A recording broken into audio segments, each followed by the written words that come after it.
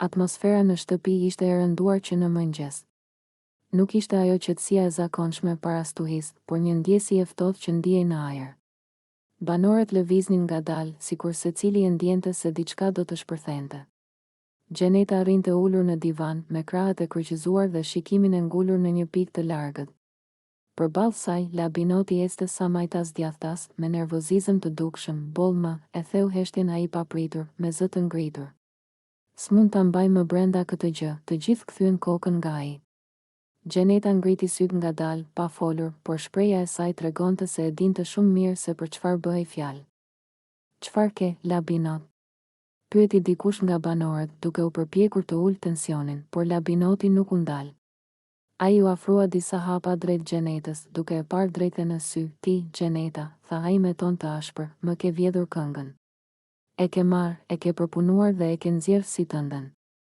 Dhe jo vetëm kaq. Ke bërë hite me punën time." Në dhomë ra heshtje totale.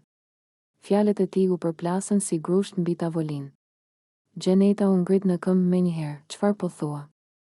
reagoi ajo. "Si guxon të më quash hajdute je?" Ja ktheu Labinoti pa hezitim. Se vetëm hajdutët marrin djersën e tjetrit dhe e shesin si sukses personal. Banorët filluan të flisnin njëherësh. Disa u afruan mes tyre, të tjerë shikonin të shtangur. Gjeneta ishte e skuqur në fytyrë, zëri i dridhej nga nervat. "Ti po më shkatëron figurën para gjithë njerëzve," tha ajo. "Nëse ke prova, nxirri. Mos fol kot, prova?" Qeshi Labinoti me ironi.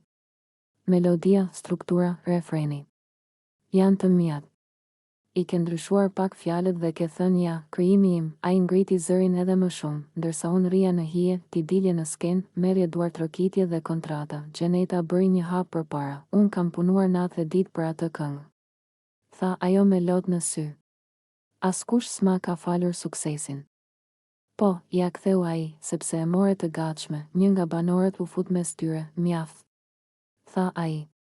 Kjo po shkon shumë larg, por përplasja kishte kaluar tashmë çdo kufi. Gjeneta u kthye nga të gjithë, me zë të fortë, "Nuk do lejoj askënd të më njollos emrin. As këtu, as jashtë kësaj shtëpie." Pastaj u kthye nga Labinoti. "Nëse ke diçka kundër meje, përballemi jashtë, jo me akuza boshe." Labinoti e pa për disa sekonda pa folur. Zemërimi në sytë e tij u përzie me shgënjim. "Unë nuk kam nevojë të shpik histori," tha më qetë, por me zë të prerë.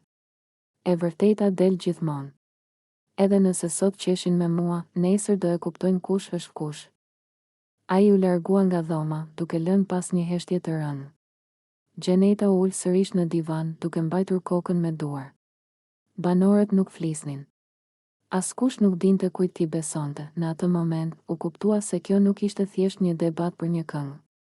Ishte një përplasje e goje, krenarie dhe plagësh të vjetra që kishin dalë në sipërfaqe. Dhe pas kësaj dite, asgjë në shtëpi nuk do të ishte më si më parë.